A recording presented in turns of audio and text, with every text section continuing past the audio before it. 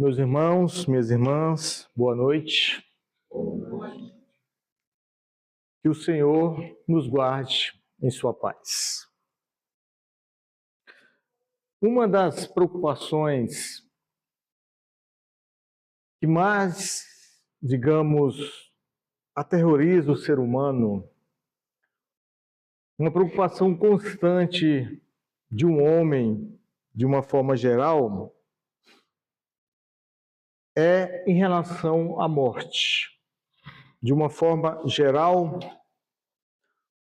para as pessoas que não são espiritualistas, o fantasma da morte aparece como um verdadeiro monstro e que aterroriza as consciências humanas.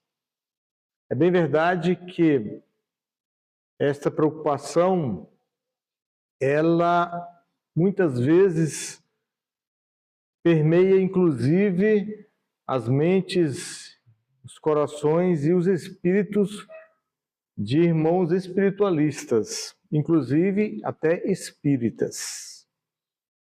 Então, o fenômeno biológico da morte é algo inevitável nas nossas vidas. Não temos como fugir.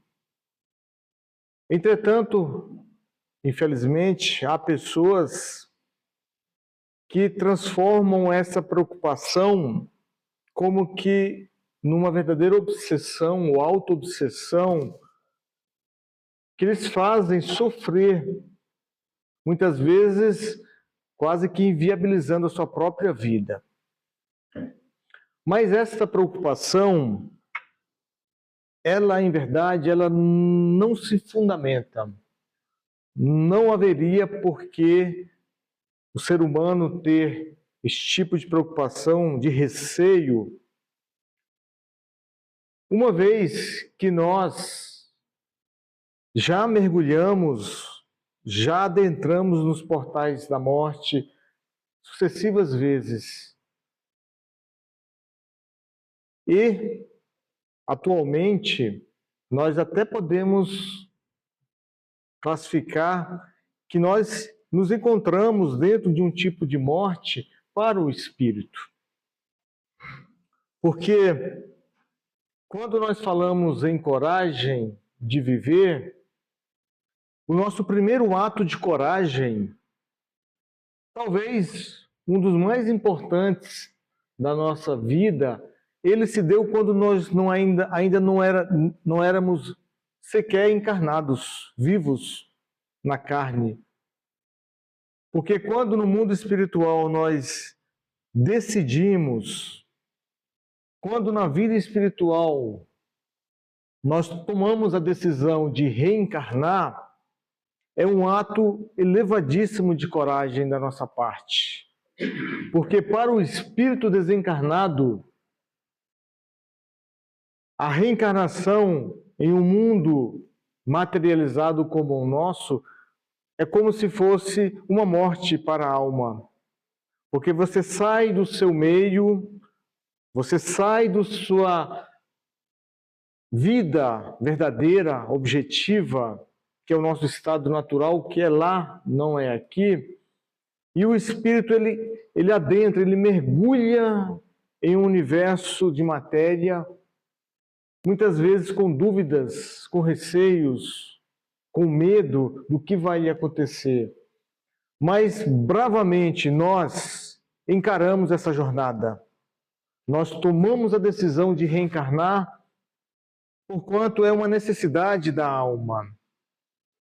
E aqui estamos, todos reencarnados. Daí, o medo da morte não ser verdadeiramente algo real dentro de nós. Porque nós vamos retornar para a nossa pátria espiritual. Nós vamos retornar para o nosso estado natural de espírito. É bem verdade que temos a bênção do esquecimento do passado.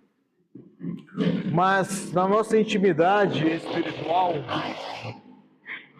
dentro da nossa conjuntura ou concepção, dentro da nossa estrutura íntima e espiritual, nós temos essa certeza de que o passar para o outro lado não significa morte, mas significa renascer.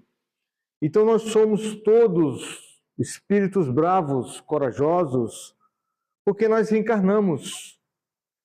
E aqui estamos, vivos entre os homens. Nós temos no livro de André Luiz, da psicografia de Chico Xavier, Missionários da Luz, um capítulo muito interessante que fala sobre reencarnação. É o maior capítulo do livro. E lá, André Luiz nos conta, de uma forma muito detalhada, a reencarnação de um espírito. Lembrando que esse livro foi escrito no ano de 1945. E esse processo de reencarnação, segundo o próprio autor espiritual e os instrutores da obra, eles nos falam que toda reencarnação ela é diferente uma da outra. Igualmente no processo de desencarnação, não tem dois iguais, há diferenciações. Mas há alguns aspectos em comum.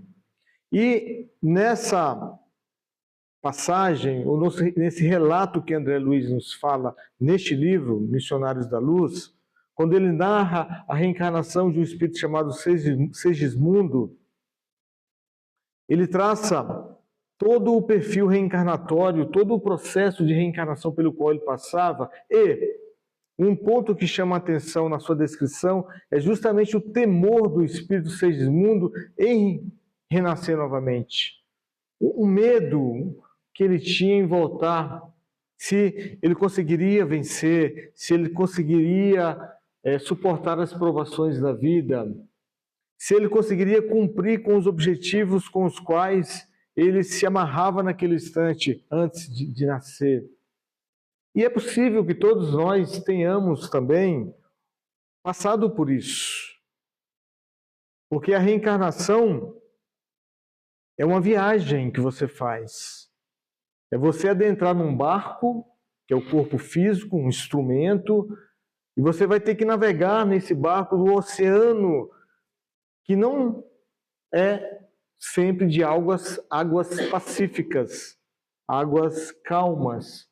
No oceano da vida, o espírito passa por momentos de revoltas, de dificuldades, tempestades. Daí, esse receio que todos têm ao reencarnar.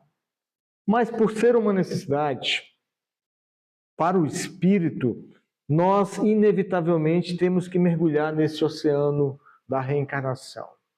Daí surge o nosso primeiro e grande ato de coragem. Então nós já nascemos corajosos para a vida. Nós já nascemos trazendo dentro de nós um sentimento, uma vontade de vencer, de sairmos vencedores dessa etapa pela qual nós estamos passando. E aí nós buscamos, na questão de número 132 de O Livro dos Espíritos, um questionamento que Allan Kardec levou à espiritualidade, onde ele faz a seguinte pergunta: qual é o objetivo da encarnação dos espíritos? E eles nos respondem: Deus lhes impõe a encarnação com o propósito de fazê-los chegar à perfeição. Para uns ela é uma expiação, para outros é uma missão. Vejam o verbo que os Espíritos trazem para nós. Impõe. Deus impõe a encarnação para nós. Deus não pede que nós reencarnemos.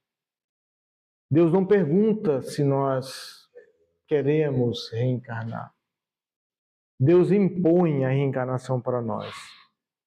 E aí nós podemos, no momento de rebeldia, de atrevimento, e perguntar: mas por que Deus faz isso comigo? Já que Ele é Pai, por que Ele impõe eu fazer alguma coisa? Porque a reencarnação é uma lei. E as leis divinas, elas se impõem sobre todo o universo. Nós nos submetemos às leis, independente da nossa vontade. Porque, em tese, as leis humanas, aí nós vamos grifar, em tese, as leis humanas, elas são estabelecidas exatamente para disciplinar, para trazer uma organização a uma situação, a um momento, a um povo, a um grupo qualquer. As leis têm essa finalidade de organizar. E nem sempre isso acontece. Por isso que elas mudam. Por isso que as leis humanas são mutáveis. Em relação às leis divinas, não há nenhum tipo de mutabilidade. Elas são eternas. Elas não variam. E nós nunca, jamais podemos fugir a essa legislação divina que se aplica sobre nós. Por isso que Deus impõe a encarnação para nós, a qual nós não podemos fugir. Queiramos ou não, podemos espernear, podemos relutar, podemos fazer biquinho. Eu não vou reencarnar, eu não quero, não tem problema. Um dia nós vamos ter que reencarnar por necessidade. Porque a paralisia espiritual, a imobilidade do espírito, ela não prevalece eternamente conosco. Nós somos seres de luz, nós somos dinâmicos, nós somos criados para crescer. Toda luz brilha, toda luz está em movimento. Embora nós queiramos, às vezes, estagnar no processo evolutivo, Deus até permite isso momentaneamente, mas haverá um momento natural que nós, através de forças íntimas, sobretudo a nossa própria consciência, nós seremos impelidos a trabalhar, a crescer, a evoluir. E não há outro canal senão por meio da reencarnação. Daí essa imposição que Deus nos traz. Só que eles complementam, né, a resposta. Porque tudo isso é para a nossa perfeição. Contudo, para alcançar essa perfeição, nos dizem os Espíritos devem passar por todas as vicissitudes da existência corporal. É nisso que consiste a expiação. A encarnação tem ainda outro objetivo, que é o de pôr o espírito em condições de cumprir sua parte na obra da criação. É para executá-la que em cada mundo ele toma um instrumento compatível com a matéria essencial desse mundo para nele cumprir, desse ponto de vista, as ordens de Deus. De tal modo que, contribuindo para a obra geral, ele desenvolve a si mesmo. Vejam que interessante. Então nós devemos cumprir com as ordens de Deus. E no processo reencarnatório, nós temos que passar por vicissitudes. Isso significa que nenhum espírito vem ao mundo sem passar por provações ou expiações. Dificilmente há um espírito que sempre ele vai seguir o caminho reto, porque é natural e é até próprio da matéria onde nós estamos inseridos, nós falharmos, nós sucumbirmos a essa influenciação. No próprio Livro dos Espíritos, eles nos respondem em uma questão deste livro que uma das características fundamentais que designam alguém ser egoísta ou não é justamente estar vinculado à matéria. Então, há uma correlação muito forte entre matéria e egoísmo. Ao passo que há uma correlação muito negativa entre evolução e espiritualidade. Digo, uma correlação positiva, porque quanto mais você evolui espiritualmente, né, mais você se desmaterializa. Ou seja, nós devemos entender que o estado espiritual nosso aqui, ele é chamativo, ele nos predispõe a ter determinados sentimentos que fazem parte da característica espiritual deste mundo.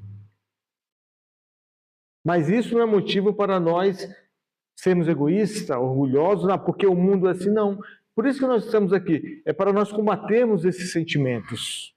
Na medida em que nós combatermos, que nós nos desprendermos dessas sensações, nós estaremos dando passos mais largos para a nossa evolução espiritual.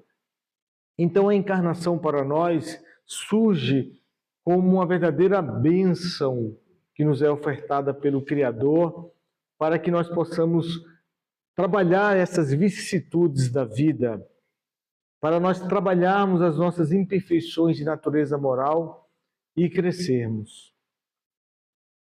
Mas, uma vez encarnados,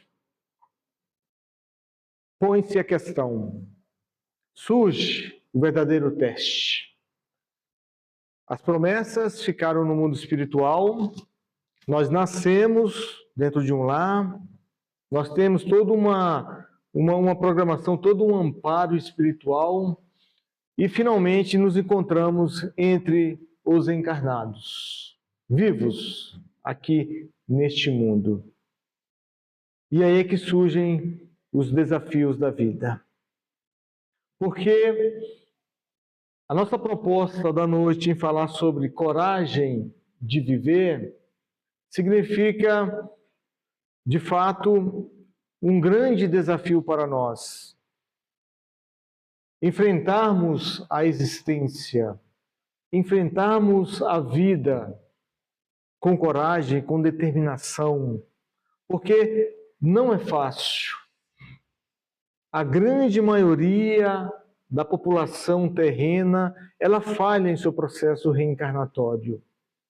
Ela não cumpre com os seus propósitos traçados no mundo espiritual de aqui angariar recursos, meios espirituais para se tornar um espírito melhor, em razão, sobretudo, dessa materialidade, dos apegos, dos chamativos, das atrações mundanas que falam muito mais alto para o espírito e ele esquece, ele ignora as suas promessas que foram feitas lá na esfera espiritual. Por isso, é importante nós trazermos algumas considerações sobre recursos íntimos que nós devemos desenvolver dentro de nós para encarar esta vida, para encarar o mundo. O que, repito, não é fácil. Nos dias atuais, e sempre foi assim, não apenas nesse dia. Então a vida se nos apresenta como um grande laboratório de experiências que nós somos testados a cada dia e a cada momento. Quando não é algo individual conosco, algo que nos diz respeito a nós individualmente, nós estamos cercados de familiares, de amigos, de comunidades, né, que estão sempre em processos de transformação, de dificuldade, de problemas, que requerem a nossa atenção. E nós não podemos, muitas vezes, fugir disso. Então, nessa perspectiva de adquirirmos coragem, é importante que já desde a infância nós temos que nos fortalecer para a vida. A principal finalidade, ou uma das principais finalidades desse período de infância para o espírito, e aí nós podemos limitar os 10, 11 anos, talvez, até os 10, 11 anos, é exatamente o espírito consolidar a sua encarnação. Porque ainda nos primeiros anos de vida, nós somos muito vulneráveis às influências. O espírito ainda, nessa fase preliminar da sua existência, ele ainda se encontra muito ligado ao plano espiritual. A assistência dos espíritos é contínua, ela é incessante àquele pequeno que acabou de reencarnar. E nessas primeiras fases da vida, o espírito ele tem que estabilizar-se nesse mundo para se fortalecer em razão ou diante dos embates que ele vai enfrentar na sua existência. Mas a criança ainda ela é muito frágil, ela ainda tem um organismo muito sutil, E aí entra a importância dos pais. Os pais têm um papel importante neste momento. Oferecer aos filhos toda uma estrutura psicológica, moral e espiritual, formando o caráter daquele homem, daquela mulher, que um dia vai partir para o mundo. Isso ajuda no processo de consolidação da sua atual existência. E sabemos que, ao mesmo tempo que os pais físicos oferecem essa ajuda, os guias espirituais também estão junto. O anjo guardião, os espíritos protetores, o quanto que eles estão juntos de nós, quanto que eles nos acompanham, quanto que eles torcem por nós. Lembramos do próprio Chico Xavier, Divaldo Franco também, mas o Chico em especial, que desde pequeno a gente já sabe que ele tinha a presença de espíritos junto a ele. Ficou órfão de mãe muito cedo, sabemos, né? Foi adotado pela madrinha e sabemos dos maus tratos que ele recebia. Mas sempre a sua mãe, sobretudo Maria, João de Deus, estava ao seu lado falando: filho, tenha força. Né? Se proteja. Nunca, olha que lição maravilhosa, nunca desrespeite a sua madrinha, o seu pai, apesar dos sofrimentos, dos castigos que ela lhe impõe. Porque a mãe de Chico já sabia da grande missão que ele tinha pela frente. E de alguma forma, guardadas aí as devidas proporções, nós também recebemos esse amparo da espiritualidade.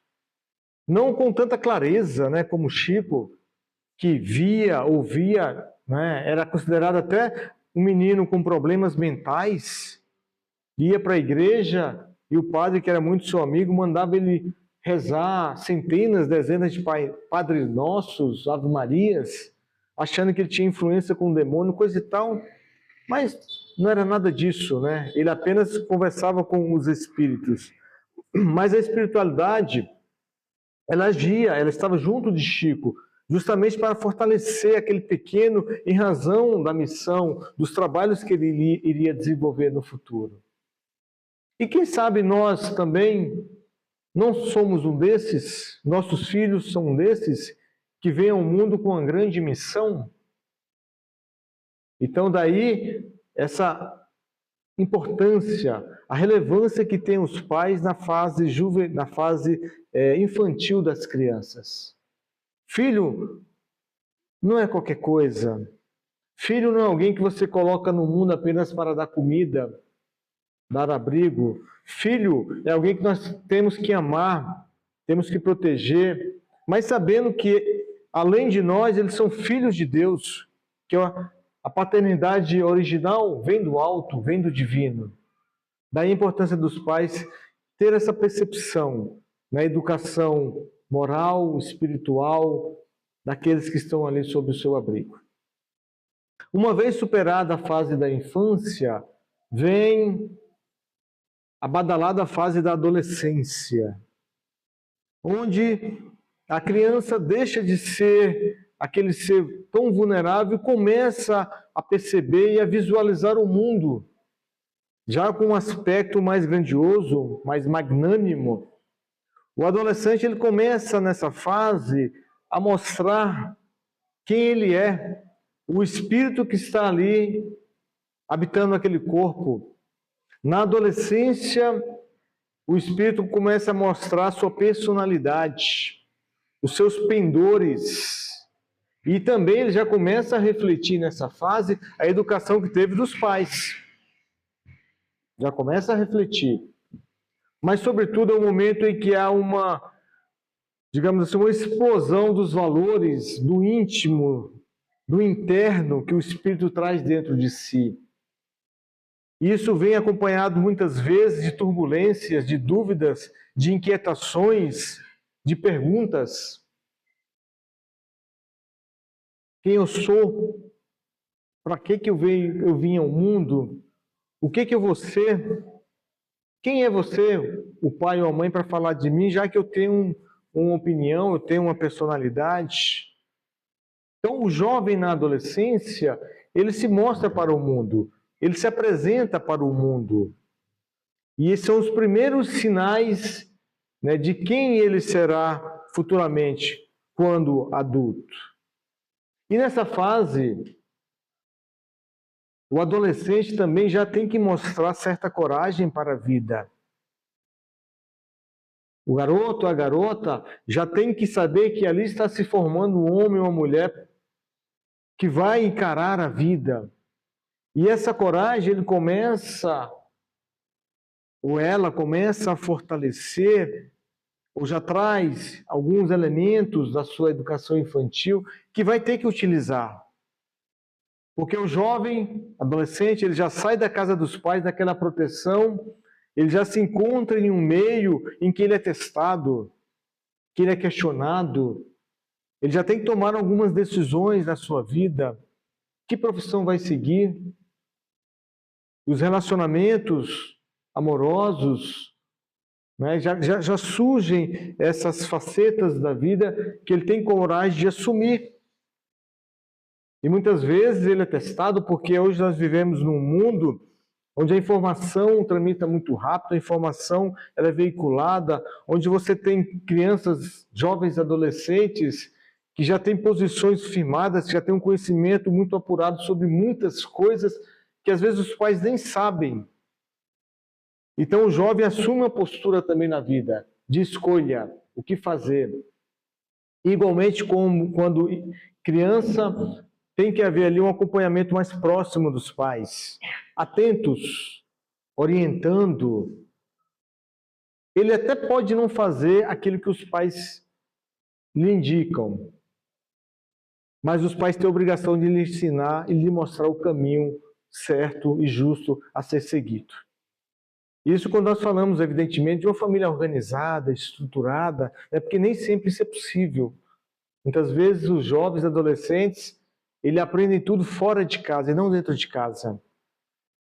Dentro de casa, às vezes, um lado desestruturado, brigas, confusões, tumulto, muitas vezes agressões. O jovem vai buscar algo lá fora. E se ele não tiver uma índole boa, talvez ele vá aprender coisas que vão lhe fazer mal. Mas os pais também, na adolescência, têm esta responsabilidade. Então, nós vemos que a vida nos oferece esses momentos para que a gente possa ir se preparando. Saímos da infância, vamos para a adolescência e, finalmente, nós chegamos na fase adulta, onde aí sim as coisas começam. É aquilo, né? Treino é treino, jogo é jogo. Agora é para valer. Tornamos-nos adultos e aí nós nos apresentamos para a vida. Quem somos nós? O que nós queremos? Que caminho eu vou seguir na vida? Afinal de contas, o que eu planejei para mim nessa existência? Já sou um homem, uma mulher já adulto, crescido, e aí a vida vem e se lhe apresenta como ela é.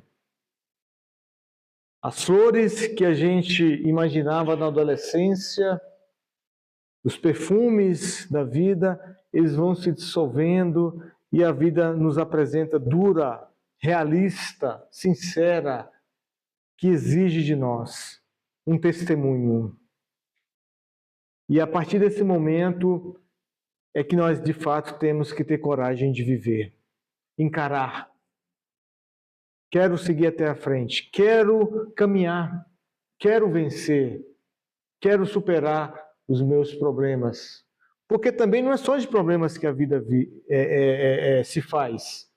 Né? Muitas vezes a gente dá essa conotação de sofrimento, né, que é algo até muito falado para quem não é espírita, quando dizem que o espírita fala muito da reencarnação, que fala do karma, né? Nós não usamos muito bem esse termo, que é algo mais oriental, mas dizem o espírita fala muito de sofrimento, que todo mundo vem para sofrer.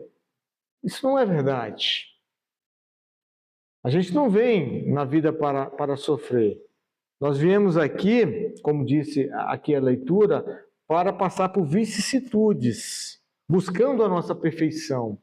A grande questão é que nós erramos, e a partir do momento que nós erramos, inevitavelmente há uma consequência desse fato. Nós temos que colher aquilo que nós plantamos. Daí surge o sofrimento, surge a dor, porque Deus ele nos fornece muitos recursos, né? Deus ele nos fornece meios. Deus nos fornece como viver, Ele nos dá aquilo que é necessário. Vejamos na natureza. Deus nos fornece uma semente para plantar. Deus nos dá a terra. Deus nos dá a chuva. O homem tem que fazer o mínimo, pelo menos colocar a sementezinha ali para crescer. Mas Deus nos fornece os elementos. Deus nos dá aquilo que é necessário. Entretanto, nós, espíritos recalcitrantes no mal, nós que somos reincidentes em praticar atos, né, que não estão condizentes com as leis divinas, acabamos por sofrer as consequências daquilo que nós fizemos. Daí surge o sofrimento. A dor, ela só tem espaço na nossa vida quando nós não sabemos amar. Quando se ama, não se sofre. Mas, como recurso da misericórdia divina, ela se aparece na nossa vida, talvez como o último, né, meio que Deus encontra para que a gente possa, de alguma forma, nos movimentar. Porque quando você faz alguém sofrer, em algum momento do futuro, essa dor se reveste para você. Ela retorna, porque nada passa impune nas leis divinas. E daí é que surge, então, para nós, uma vida, às vezes, de muita dor, problemas de todas as ordens, mas é porque nós, em algum momento, nessa vida ou em outra, nós plantamos essa sementinha, agora estamos colhendo. Mas que isso não seja motivo para desanimar, para perdermos a coragem. Porque ainda assim, em momentos tenebrosos pelos quais nós passamos, nós estaremos ainda amparados pela divindade. Deus estará do nosso lado. Ele nos fortalecerá sempre. Chico Xavier, aos 32 anos de idade, ele já tinha um problema cardíaco. Tinha dores profundas no peito. E uma vez, em sua casa, a angina, né, ele fez se sentir muita dor. Ele sentou ali numa escadaria de sua casa e lhe apareceu o seu benfeitor, Emmanuel. E ele perguntou, sentia muita dor mesmo, uma dor assim forte. E ele perguntou, Emmanuel, eu vou morrer? Aí você sabe o jeito que Emmanuel tratava o Chico, né? Sabe, meigo, né, como ele era, né? Ele falou, Chico, eu não sei, mas eu preciso saber, não estou suportando, eu vou morrer? Aí Emmanuel falou, não sei, mas eu te digo uma coisa, eu tenho uma reunião agora, tenho que sair. E foi embora. Aí Chico continuou, sentindo a dor, apareceu-lhe irmã Sheila, linda, uma luz. Irmã, pelo amor de Deus, faz a mesma pergunta. Eu vou morrer com essa dor? A irmã Sheila lhe fala, eu não sei, Chico. Não preciso saber, olha, eu não sei. Eu tenho que sair para uma reunião com Emmanuel agora. E saiu. Os dois viraram as costas para o Chico. Aí o Chico falou, valha-me minha Nossa Senhora, eu vou desencarnar aqui. Aparece-lhe então paternalmente Bezerra de Menezes. Bezerra de Menezes. Bezerra, eu vou morrer, Bezerra. E quando a gente sente isso, né? Enfim, ele trazia aquilo há algum tempo, Bezerra lhe aparece, ele fala, Bezerra, pelo amor de Deus, me diga, né, se eu estou terminando a minha vida aqui. Aí o Bezerra, né, muito paternal, é típico de Bezerra de Menezes, olha para ele e fala, Chico, eu também não sei, mas deixa eu ver se eu posso fazer alguma coisa por você. né? Então, Bezerra coloca a mão no peito do Chico, né? Ali há um influxo energético, né? E consegue amenizar a dor do Chico. E ele viveu mais 60 anos. Ele viveu mais 60 anos. Então nós sempre temos esse amparo da espiritualidade. Nos momentos difíceis, naqueles momentos em que nós achamos que a coragem nos falta, sejamos humildes e vamos recorrer a esses amigos para eles nos ajudarem. Mas principalmente, se houver por parte de Deus essa bondade em nos aliviar, que saibamos tirar reflexões desses instantes da nossa existência, né? Que saibamos lidar com as intempéries naturais que a vida nos apresenta. Quando nós nos propomos a entrar, por exemplo, num relacionamento, casamento, filhos, nós sabemos que a vida não vai ser fácil. E mesmo aqueles que não têm uma família consanguínea nesse sentido, existem outras famílias, né, que estão em volta de nós, que são parentes espirituais e que solicitam muito de nós. Nos momentos de dificuldade, de injúria, que alguém lhe ofende, que lhe agride, não condene essa pessoa. Entenda que, muito mais do que mal, talvez ele seja um irmão que desconhece a bondade de Deus, que transita momentaneamente pela ignorância.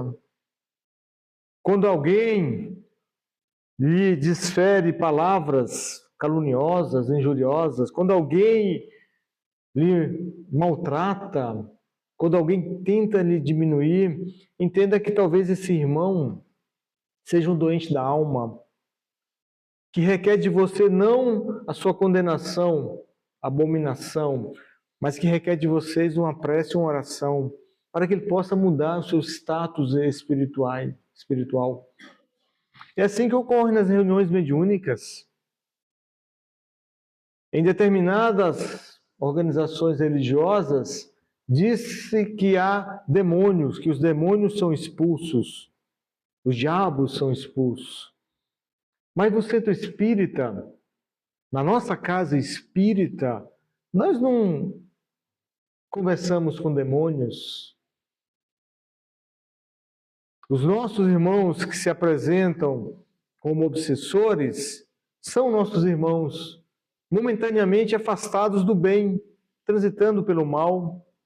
Eles não merecem um tratamento de reprovação, de expulsão,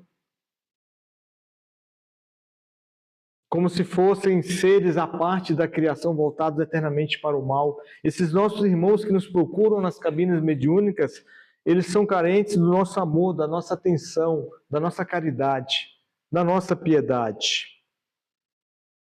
Quem sabe nós não fomos igual a eles no passado. E agora eles estão aqui porque tivemos algum tipo de relacionamento cobrando alguma coisa. Nós não sabemos disso. Quem bate à porta da casa espírita, às vezes pedindo um prato de sopa, talvez tenha sido alguém que hoje está aqui buscando uma reparação de algum mal que coletivamente nós talvez tenhamos feito para ele. Então nós temos que ter essa coragem de enxergar a vida sob esse ponto, sob esse enfoque da verdade. Porque a verdade transcende as nossas opiniões pessoais. A verdade, ela não é a verdade que deve prevalecer, não é a nossa individualmente, mas é uma verdade que vem de Deus. É uma verdade que a doutrina espírita nos ensina. Tanto é que é uma das características do espiritismo, um dos pilares do espiritismo, é ser a verdade, assim como um consolador prometido. Então, nessa fase adulta, na qual nós nos inserimos, na qual nós nos mergulhamos, quando nos tornamos conscientes de nós mesmos, nós devemos ter essa lucidez para encarar os fatos da vida. Coragem para amar, coragem para mudar. Mudar muitas vezes posições que nós assumimos na vida e que achamos que elas são assim imutáveis. eternas. Cristalizamos posições na vida, opiniões. Você forma uma opinião e não muda jamais. A minha opinião é essa. Não. Nós temos por dever mudar de opinião, porque às vezes nós nos equivocamos. Nós erramos. Triste não é o homem que muda de opinião. Triste é um homem que não tem opinião para mudar. Então nós podemos mudar. Isso não é humilhante, não é feio, porque nós às vezes nos equivocamos. Então nós temos que ter coragem também para assumir os nossos erros. Nós temos que aprender a lidar com o medo, porque o medo é algo muito prejudicial para nós, nesse processo de coragem, de fortalecimento da alma que nós devemos ter. O medo em si é algo natural e eu diria que é até bom para nós. Ter medo. Medo não é fobia, são coisas diferentes. Fobia já é um transtorno psíquico que deve ser tratado, deve-se buscar recursos para tentar superar. Agora, na história da humanidade, desde sempre, o homem teve medo, e nós temos medo, o que não é ruim, porque o medo, ele nos traz muita cautela, muita prudência. Eu tenho medo de ficar desempregado. Isso é bom, porque aí você valoriza o seu trabalho. Eu tenho medo de dirigir em alta velocidade. Que bom! Você vai ser cauteloso no trânsito, você vai seguir as leis de trânsito. Então, ter medo não é algo ruim. O problema é quando o medo paralisa as suas ações. Ter medo da vida. Porque esse medo que, digamos assim, vamos chamar de um medo positivo, aí ele pode se transformar de fato em um transtorno para nós. E aí vem as enfermidades, as patologias, a depressão, síndrome disso, síndrome daquilo. Porque esse medo salutar que nós temos, nós vamos fazendo com que ele se transforme quase que um monstro dentro de nós, daqui a pouco nós temos medo de viver, de encarar a vida, medo de mudar de emprego, medo de se envolver em um novo relacionamento, por que não? Medo de ser feliz. Então temos que ter muito cuidado, né, ao tratar esses medos que estão dentro de nós, mas sabendo que eles podem ser algo positivo, desde que nós saibamos lidar com isso, porque ele pode nos fazer bem. A gente ter um certo medo, isso não é covardia, isso é coragem. É coragem de olhar para si e reconhecer que nós não somos invulneráveis. Nós temos fraquezas. Temos fraquezas. O grande mal, por exemplo, de Aquiles, que nos diz a mitologia, foi justamente a sua prepotência em achar que era invencível. E justamente no seu calcanhar estava a sua fragilidade. E nós temos as nossas fragilidades. Nós temos os nossos pontos fracos. Mas isso não pode ser motivo para nós estagnarmos a nossa existência e não caminhar, e não crescer, e não evoluir. Nós devemos superar isso, com a cabeça erguida, confiantes de que Deus não está distante, está dentro de nós. E principalmente com o amparo sempre que nós teremos da espiritualidade. Se conseguirmos atravessar essa etapa da vida, também chegaremos à fase, finda, não digamos ali que é o término, mas o início de uma fase que é o da própria velhice, a fase idosa. Nessa fase também temos que ter coragem de viver, porque envelhecer não significa morrer.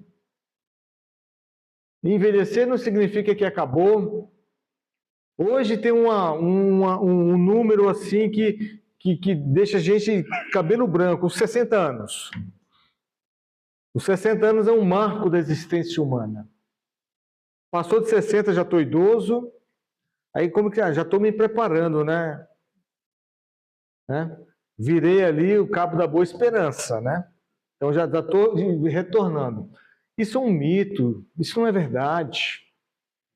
Na fase mais avançada da vida, acho que é até um termo inapropriado chamar de velhice, porque existem velhos jovens e existem jovens velhos, mas na fase mais adiantada da nossa existência, vamos ser um pouco mais românticos, a gente está vivo. Você pode ter objetivos, planos, você pode construir toda uma existência, ou complementar uma existência, ou fazer algo de positivo nessa existência, porque a vida não acaba aos 60 anos, aos 70, aos 80. É nessa fase em que talvez você comece algo de importante para você. Quantos e quantos exemplos nós temos aí de velhinhos que com 60, 70 anos terminam o curso superior, fazem mestrado, doutorado, se formam como médicos? São exemplos.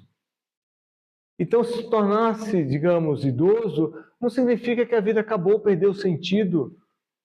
Só cuidar de neto, levar para a escola, buscar, cuidar de cachorrinho, não. Não. Não. Eu, pelo menos, não quero isso para mim. Me parece que aqui deve ter alguém com mais de 60, né? E os que estão aqui com mais de 60, que tenham autoestima, que se valorizem, façam academia, caminhadas, que viajem, pintem os cabelos quem quiser, né? Não tem problema. Quem tem cabelo, né, Washington, né? Tem outros que não, já não tem, não pode fazer isso, né? Mas que tenha coragem de viver também essa fase. Tenha coragem de viver.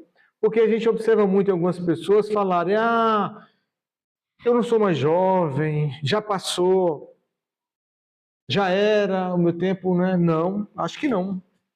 Eu acho que é o contrário. Eu acho que quando a vida vai evoluindo, você vai tomando, você vai adquirindo experiência. É claro que aqueles problemas naturais da idade vão aparecer. Um problema de hipertensão, né, a vista ali um pouco mais prejudicada, uma frequência maior no médico, né, uma dor ali insistente desse lado ou daqui. Isso é natural, mas isso não te inviabiliza para a vida. Não te torna uma pessoa inútil ou inválida para a existência. E aqueles que querem te colocar nessa posição, né, tente falar com ele: não, estou vivo.